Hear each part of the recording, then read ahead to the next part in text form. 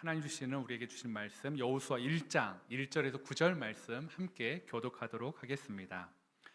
여호와의 종 모세가 죽은 후에 여호와께서 모세의 수종자 눈의 아들 여호수아에게 말씀하여 이르시되 내 종 모세가 죽었으니 이제 너는 이 모든 백성과 더불어 일어나 이 요단을 건너 내가 그들 곧 이스라엘 자손에게 주는 그 땅으로 가라.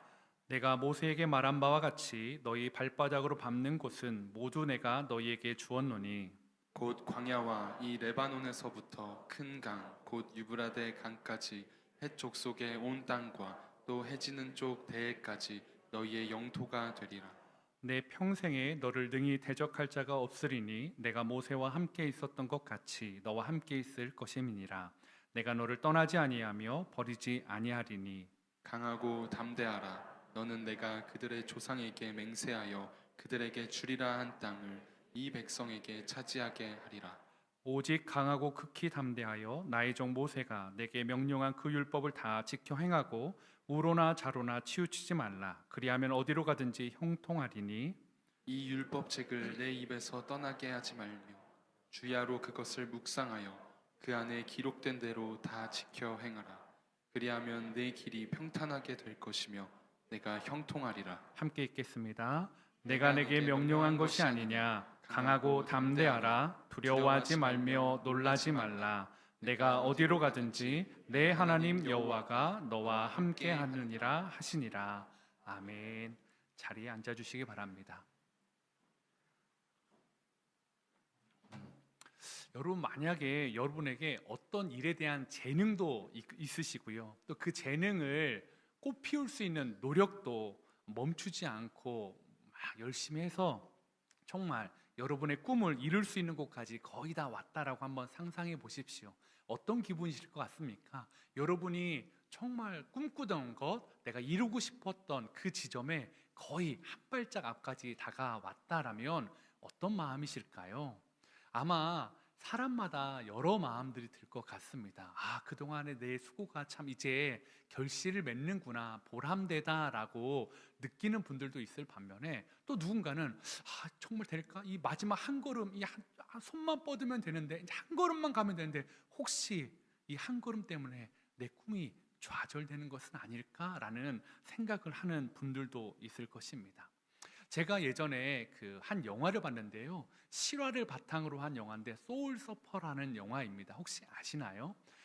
하와이에서 한 여자아이의 삶을 영화한 내용인데요, 이 아이는 하와이에서 태어나고 살다 보니까 걷는 것보다 바다에서 노는 것들을 더 먼저 하고 즐겨 했던 소녀였습니다.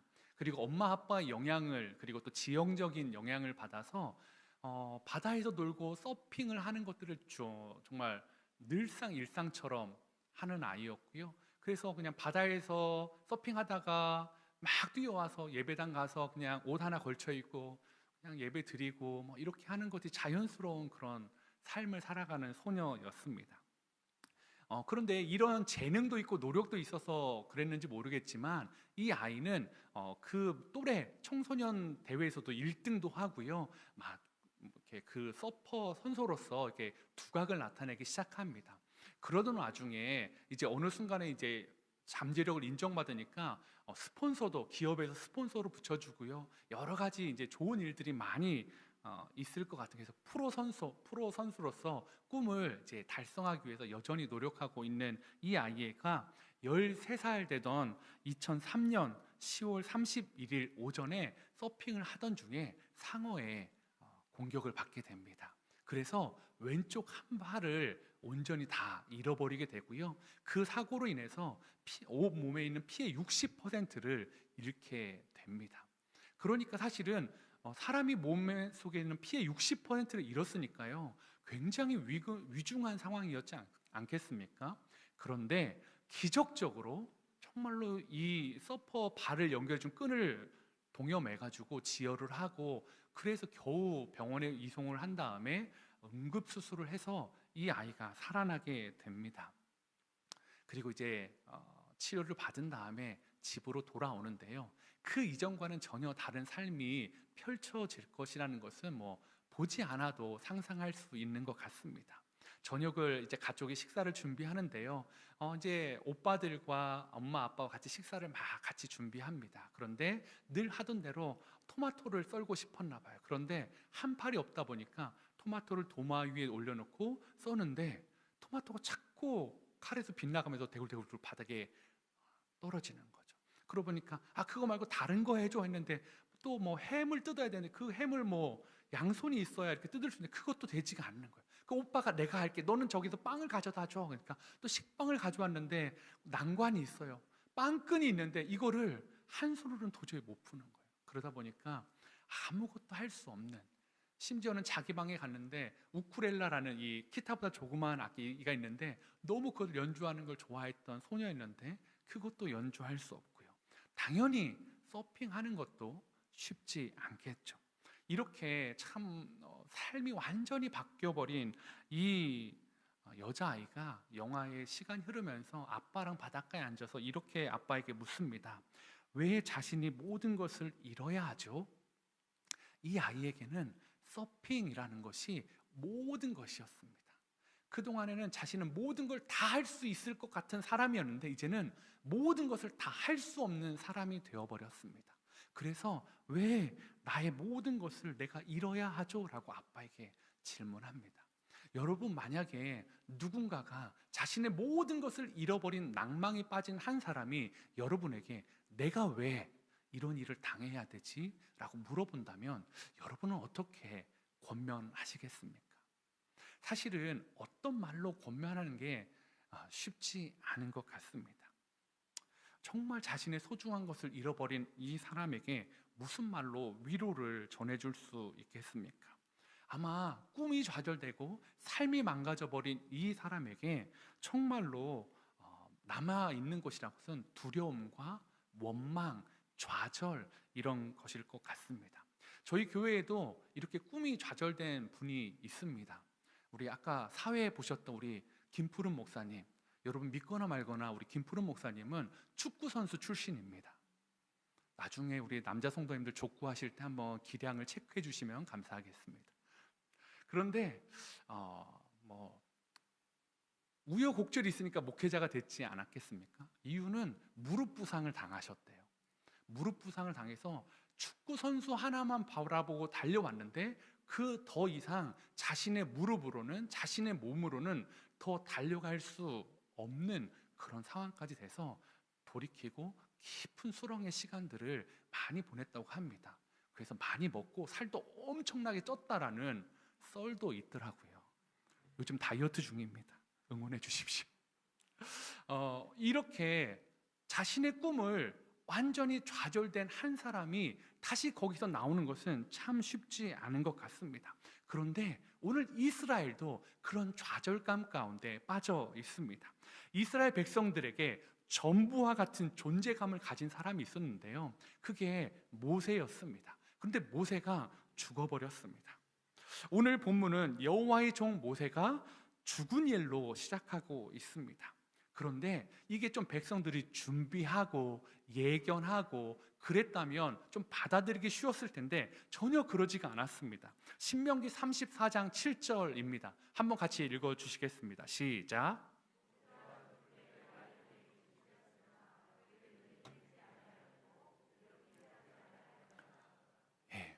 120세라는 나이는 사실은 그 죽음이 크게 어색하지 않은 나이입니다. 그런데 문제는 나이가 아니었어요.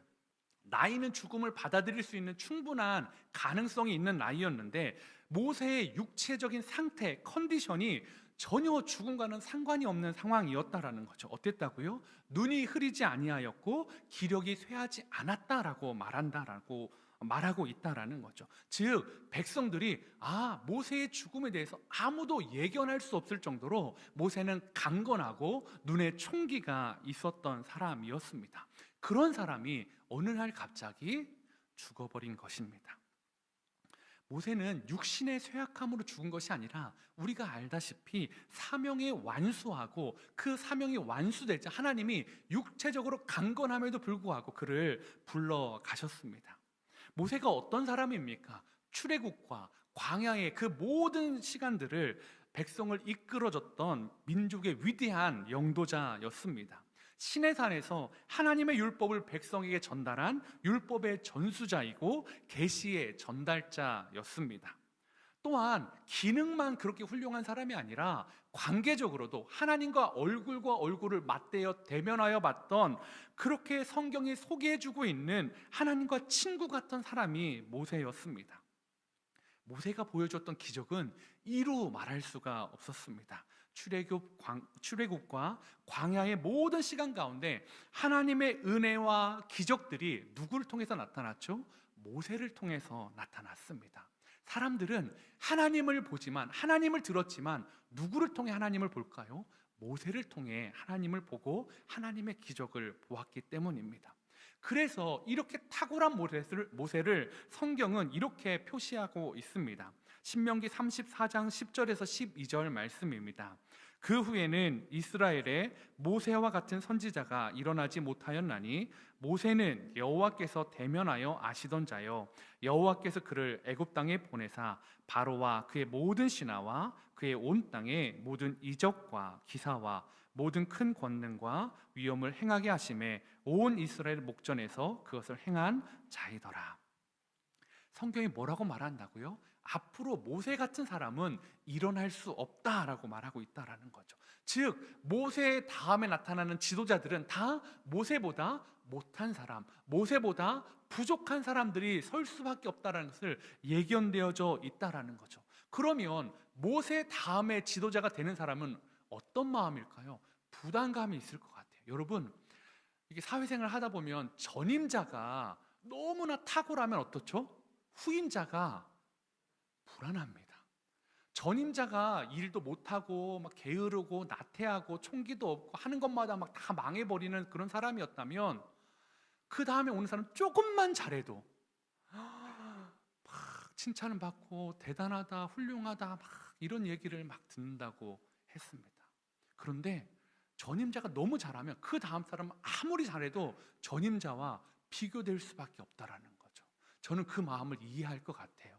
저의 전임자가 저 분당에 계시는 이모 목사님, 찬수리 형님이셔가지고 부담이 엄청 되는 것들을 여호수아의 심정을 느낄 것 같아요. 그런데 사실은 부담도 되지만 이 1만 성도 파송이라는 일에 대한 그 감사와 기쁨은 또 이루 말할 수 없거든요. 여호수아도 마찬가지일 것 같아요. 모세와는 비교하면 비교할수록 자신은 없는데 모세조차도 하나님이 허락하지 않는 그 놀라운 역사에 하나님이 자신을 부르셨다는 것, 그 기대감들이 그 마음 가운데 계속 소용돌이 치고 있다는 거죠.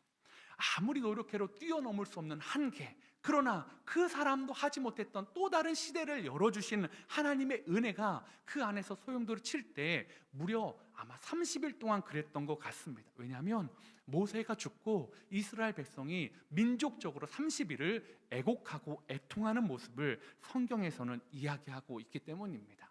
30일 동안 모세는 기대감 이쪽에 갔다가 불안감 이쪽에 섰다가 다시 기대감 갔다가 불안감에 갔다가 마음이 왔다 갔다 하는 것들을 많이 느꼈을 것입니다. 그리고 애통의 기간이 다 끝나가면 끝나갈수록 그 마음들은 더 빠르게 하루에도 한 시간에도 서로 교차하는 것들을 많이 느꼈을 것입니다. 오늘 이러한 여호수아 가운데, 이러한 상황 가운데, 두려운 상황 가운데 하나님은 뭐라고 말씀하실까요? 왜 이러한 두려운 상황을 주셨어요? 라고 말하는 것이 타당할까요? 저는 그렇지 않다고 봅니다. 우리는 여러분한테 제가 여쭤볼 때, 여러분 불안한 상황과 불안하지 않은 상황 가운데 여러분은 어떤 상황을 선택해서 삶을 살고 싶으십니까? 라고 물으신다면 여러분은 어떤 삶을 살고 싶으세요? 불안한 삶, 불안하지 않은 안정된 삶. 대답을 잘 안 해주셔도 괜찮습니다. 오늘도 제가 꿋꿋이 설교하겠습니다. 안정된 삶, 불안하지 않고 안정된 삶을 많은 분들이 추구할 것입니다. 왜요? 요즘 많이 불안하니까요. 요즘 많이 두려우니까요. 아마 이 이스라엘과 여호수아에게도 선택할 수 있었다면 불안하지 않는 삶을 선택했을 거예요. 그러면 어땠을까요? 모세가 120살, 130살, 140살, 150살 살면 돼요. 그러면 이스라엘도 여호수아도 불안하지 않으면 돼요. 근데 문제가 하나 있어요. 그러면 약속의 땅에 들어가지 못해요. 모세의 죽음은 약속의 땅에 들어가는 출발 소리와 같았습니다. 여호수아서 1장 2절입니다. 내 종 모세가 죽었으니 라고 말합니다. 이제 너는 이 모든 백성과 더불어 일어나 이 요단을 건너 내가 그들 곧 이스라엘 자손에게 주는 그 땅으로 가라 라고 말하고 있습니다. 마치 모세의 죽음을 기다렸다는 듯이 이제라고 합니다. 모세가 죽자마자 이제 너는 이 모든 백성과 함께 일어나서 요단을 건너고 약속의 땅으로 가라라는 거죠. 이게 하나님의 약속의 땅에 들어갈 수 있는 필요 충분 조건이었습니다. 여호수아와 갈렙을 뺀 믿음의 1세대들이 다 죽어야 되는 것, 아무리 하나님을 사랑했고 백성이 사랑했던 모세라 할지라도 그 역시도 그도 죽어야 됐어요. 그들 가운데, 여호수아 가운데, 이스라엘 백성 가운데 하나님이 두려움을 줘서라도 모세를 뺏어와야 했어요. 그래야 일어나서 요단강을 건너고 약속의 땅에 갈 수 있기 때문입니다. 그래서 하나님은 이제라고 말씀하고 있다라는 거죠. 우리는 이 불안감을 자꾸 안 좋은 것으로, 부정적인 것으로 볼 때가 많이 있는데 그렇지 않다라는 거죠. 불안감이 때로는 필요합니다. 불안해야 하나님을 더 붙잡습니다. 불안해야 하나님을 더 의지합니다. 불안해야 움직이기 때문입니다. 오늘 백성들은, 여호수아는 불안해서 이제 다시 모세가 아니라 하나님을 바라보고 하나님의 말씀에 순종해서 모압에서 일어나 그들을 정결케 하고 약속의 땅 가나안으로 들어가고 있습니다. 그런데 하나님이 불안함만 주신 게 아니에요. 하나 또 확증해 주신 게 있는데 그게 뭐냐면 여호수아에게도 하나님의 사람 모세에게 줬던 그 약속을 그대로 계승된다. 모세는 죽었지만 내가 모세에게 주었던 그 약속이 너에게도, 이 백성에게도 연결되어져 있다라는 것을 한 번 더 말씀하여 주십니다. 여호수아서 1장 3절입니다. 한번 같이 읽도록 하겠습니다. 시작.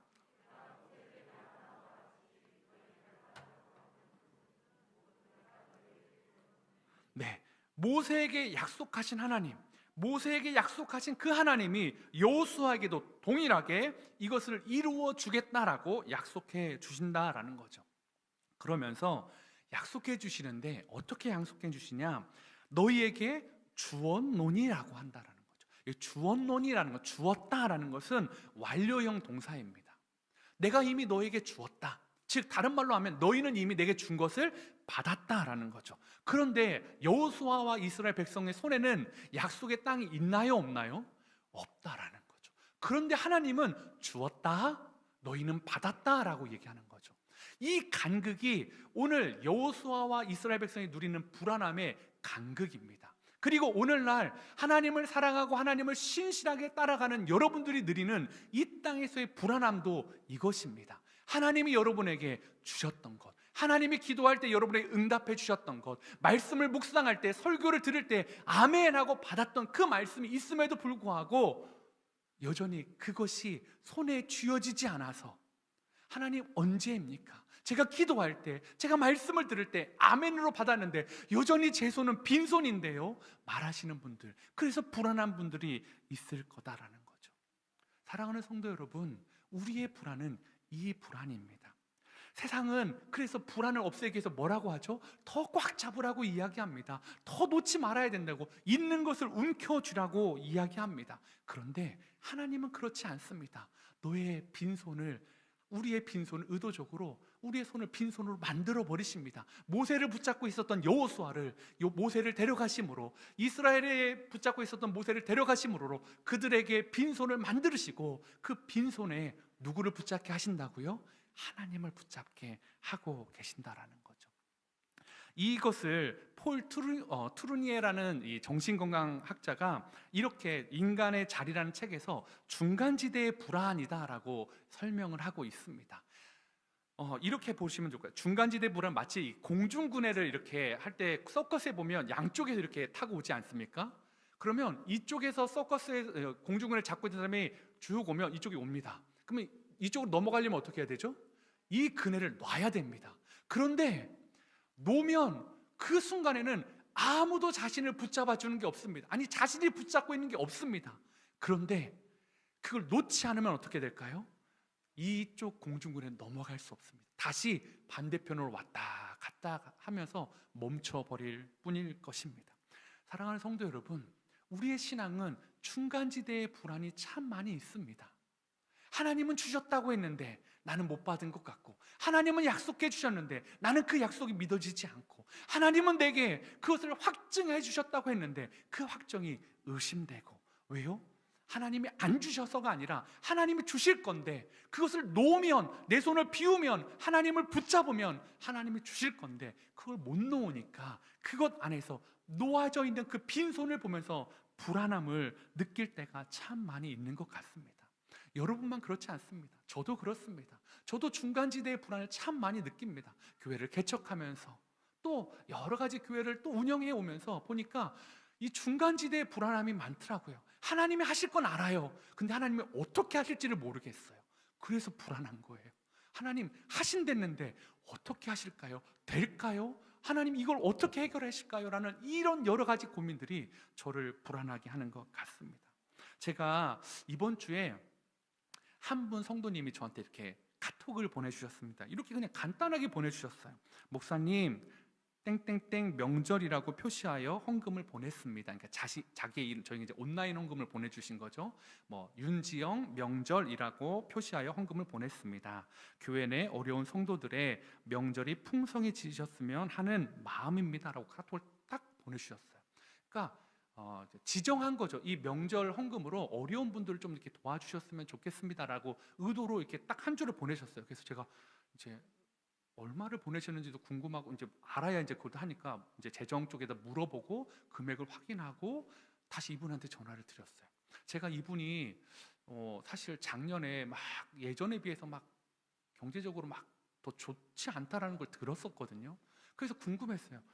성도님, 제가 작년에 성도님 어렵다라는 거, 예전보다 더 어렵다는 거 들었는데 왜 이렇게 하셨어요? 쉽지 않으셨을 텐데요. 왜 이렇게 하셨나요? 그랬더니 이분이 막 제가 이렇게 막 오히려 걱정하니까 이렇게 말씀하시더라고요. 언제는 안 어려울 때가 있었나요? 어떻게든 되겠죠.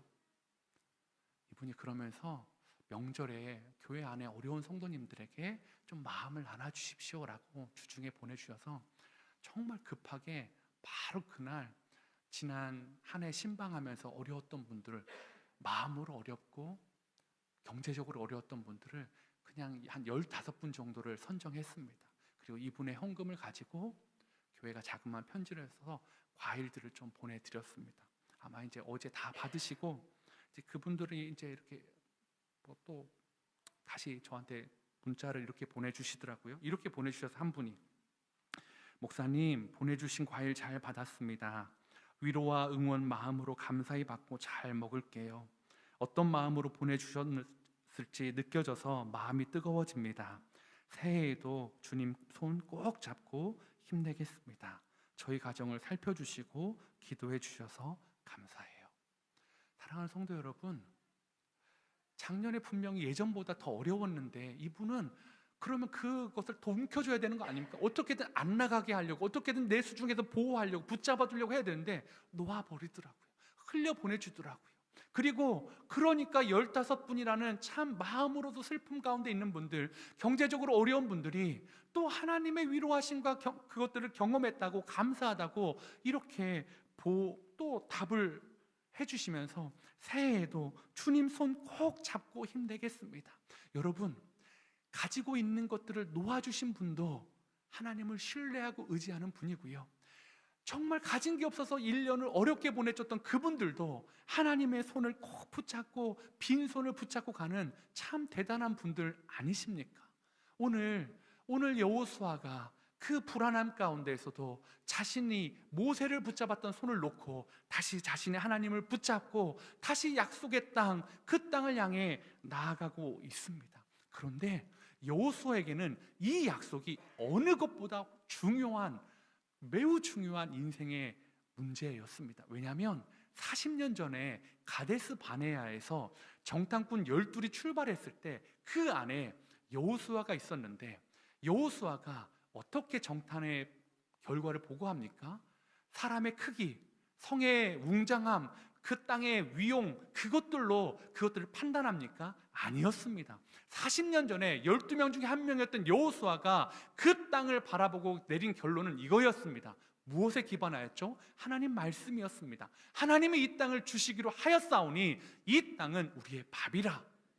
이 땅을 우리가 취할 수 있다라는 거죠. 그에게 말씀의 근거하에서 여호수아는 모든 것을 해석할 수 있는 능력이 있는 사람이었습니다. 오늘 40년이 흐른 후에 여호수아에게 하나님이 이 말씀을 주시는 것은 다시 여호수아가 말씀을 붙잡고 약속의 땅을 나아가는 매우 중요한 일이었다라는 것입니다.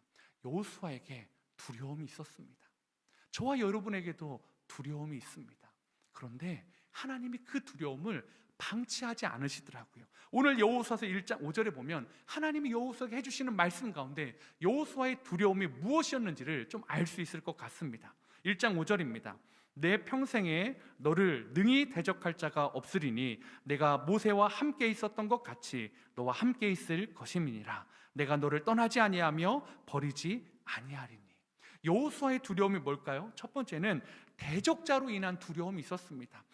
그래서 하나님은 내 평생에 너를 능히 대적할 자가 없으리니. 어떤 대적자요? 이스라엘 백성 안에서 대적자요. 왜요?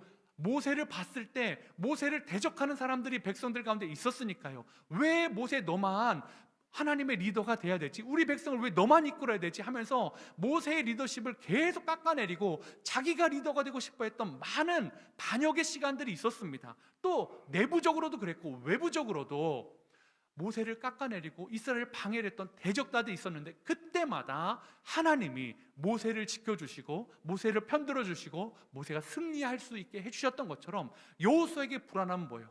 모세한테조차도 리더십에 대해서 이렇게 반기를 들었는데 하물며 그의 시중이었던 나는 어떨까 했을 때 그 두려움 앞에 하나님이 능히 대적할 자가 없겠다라고 그의 마음을 안심시켜주고 있다라는 거죠. 또 하나는 뭡니까? 내가 모세와 함께 있었던 것 같이라는 거죠.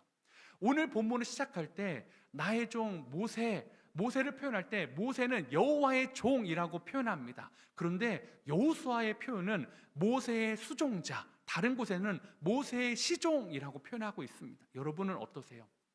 여러분, 하나님의 종이 여러분을 이끌기를 원하십니까? 사람 누구누구의 시종, 수종자가 여러분을 이끌기를 원하십니까? 저는 당연히 하나님의 종 누구가 나를 이끌기를 원할 것 같아요. 비교가 되지 않아요. 그런데 그 여호수아에게 이미 네임밸류가 다른 이 여호수아에게 내가 모세와 함께 있었던 것 같이 너와 함께 있어 줄게. 여러분, 여호수아는 모세의 시종이었어요. 수종자였어요. 그래서 하나님이 모세와 어떻게 하셨는지를 누구보다도 가장 가깝게 보면서 경험했던 사람이에요. 그래서 두려울 때, 문제가 있을 때, 대적자가 있을 때, 어떤 어려움이 있을 때마다 모세한테 하나님이 어떻게 해줬는지를 보면서 하나님이 이렇게도 역사하시는구나, 하나님이 이렇게도 도우시는 걸 봤던 사람. 그런데 그 모세와 함께 있었던 것 같이 너와도 함께 있어 주겠다라고 말씀하실 때 그의 두려움이 사라지지 않겠습니까? 마지막으로 하나님이 떠나거나 버리시면 어떡하지? 라는 두려움도 있었던 것 같습니다. 그거에 대해서 하나님이 뭐라고 말씀하십니까? 내가 너를 떠나지 아니하며 버리지 아니하리라 라고 못을 쾅쾅쾅 박아주고 계시다라는 것입니다. 이제 여호수아의 손에는 여전히 아무것도 준 것이 없습니다. 백성들이 여호수아를 어떻게 떠받드는지 알 수 없습니다. 그냥 하나님이 그를 그렇게 세워주셨습니다. 하나님의 약속을 믿고 이제 일어나 요단강을 건널 것입니다. 그런데 이 여호수아에게는 이 약속이 중요하다라는 거죠. 그러면서 오늘 본문에 그러니까 내가 이렇게 너의 두려움을 해결해 줄 것이니까 너는 강하고 담대하라 무려 3번이나 말씀하고 있습니다. 6절, 7절, 9절인데요 6절 한번 보도록 하겠습니다. 강하고 담대하라, 너는 내가 그들의 조상에게 맹세하여 그들에게 주리라 한 땅을 이 백성에게 차지하게 하리라 라고 이야기하고 있다라는 거죠. 강하고 담대하라 라는 건 이유는 무엇입니까? 너는 싸워야 되니까, 너는 지금 가나안 땅에 들어가야 되니까, 너의 대적이 앞에 있으니까 강하고 담대하라가 아닙니다.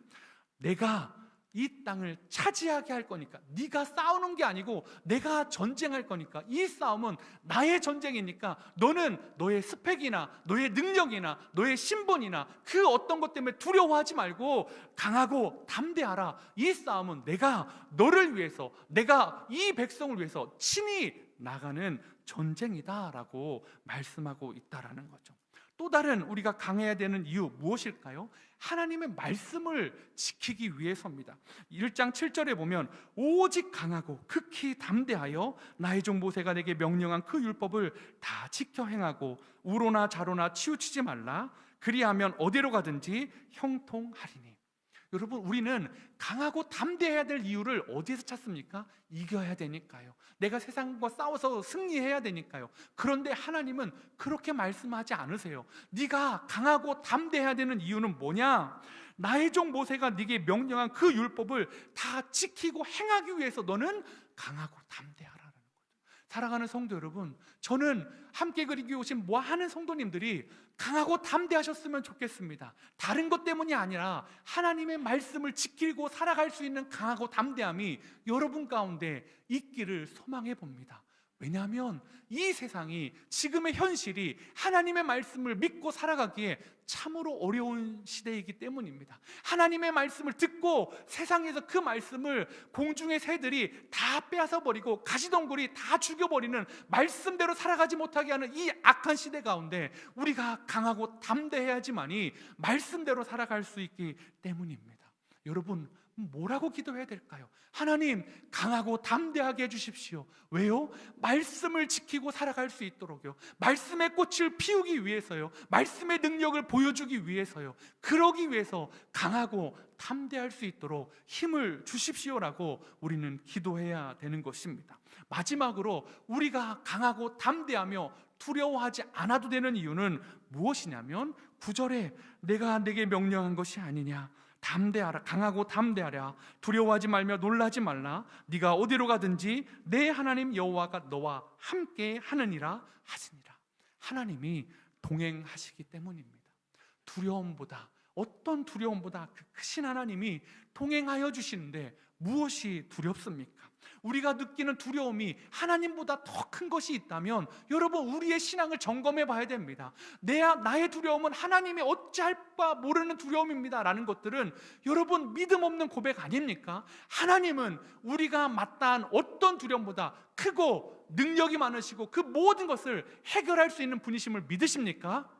그렇다면 하나님이 동행해 주신다는 이 약속이 세상의 어떤 두려움보다 크고 안정된 약속임을 믿는 저와 여러분이 되시기를 소망해 봅니다. 이제 말씀을 좀 정리해 보려고 합니다. 이 서두에 말씀드렸던 이 소울 서퍼라는 이 영화에서 벳선이라는 이 학생이 많은 고민을 하다가 내 인생의 전부를 뺏어간 이유가 뭘까 고민하다가 이제 교회에서 태국으로 선교를 가게 됩니다. 마침 그때가 아마 2014년에 쓰나미가 있었던, 2004년인가요? 쓰나미가 있었던 그 해입니다. 그러니까 그 단기 선교를 가서 그 참담한 상황을 보게 됩니다. 자신은 팔을 잃고 전부를 잃은 것 같았는데 정말 거기서 전부를 잃은 사람들을 보게 됩니다. 삶의 터전을 잃어버리고 사랑하는 가족을 잃어버리고 너무나 두려워하고, 심지어는 참 바다 안에 있는 쓰레기 더미 안에 쌓여있는 쓰레기 더미를 막 정리하면서도 그 바다 안에 들어가지 못하는, 아이들이 놀러 들어가지 못하는 거, 왜요? 바다의 쓰나미로 인해서 그들이 죽음을 경험하고 사랑하는 부모를 다 잃어버렸기 때문입니다. 부모가 없어져 버린 한 아이가 그냥 그 바닷가를 터벅터벅 걸어가는데 이 벳선이라는 아이가 이 아이를 바다로 초청하고 싶은 거예요. 자신이 팔이 없음에도 불구하고 보드를 하나 들고 바다에서 물놀이를 첨벙첨벙하면서 아이를 초청합니다. 아이가 안 간대요. 또 더 깊이 가서 또 물놀이를 합니다. 와보래요. 그랬더니 아이가 한 걸음 와서 주지 않습니다. 또 다시 막 물놀이하면서 막 웃으면서 막 보여줍니다. 팔도 한 팔로 막 저어봅니다. 그러니까 또 와보라고 하니까 한 걸음 더 나와서 또 거기에 주지 않습니다. 벳선이가 이 아이를 데리고 물로 들어가서 아이와 함께 서핑을 즐깁니다. 그제서야 아무도 들어가지 않았던 그 바다에 많은 아이들이 들어가고 어른들이 그것을 보고 감격해합니다. 그러면서 이 베서니라는 이 학생이 이렇게 나레이션을 합니다. 신의 섭리는 묘하다. 아이한테 서핑을 가르치면서 서핑이 전부가 아니란 걸 깨닫게 될 줄 누가 알았을까? 뿐만 아니라 사랑은 파도보다 위대하고 두려움보다 강하다. 사랑하는 성도 여러분, 혹시 여러분 이걸 빼앗기면, 이걸 잃어버리면 내 전부를 잃어버릴 것 같은 두려움이 있으십니까? 하나님이 그것을 막아주실 겁니다. 하나님이 여러분을 지켜주실 겁니다. 혹 그것을 빼앗긴다 하더라도, 이스라엘 백성에게 모세를 버렸던 것처럼 그것을 잃어버린다 할지라도 여러분, 그것이 전부가 아닙니다. 사랑은 파도보다 위대하고 두려움보다 강하다. 하나님의 사랑은 여러분이 잃어버린 그 모든 것보다 강하고 위대하고 능력이 많은 하나님의 사랑이 여러분의 빈손을 붙잡고 계신다라는 거죠. 하나님 왜 여러분의 빈손을 만드실까요? 내 손 붙잡으라고요.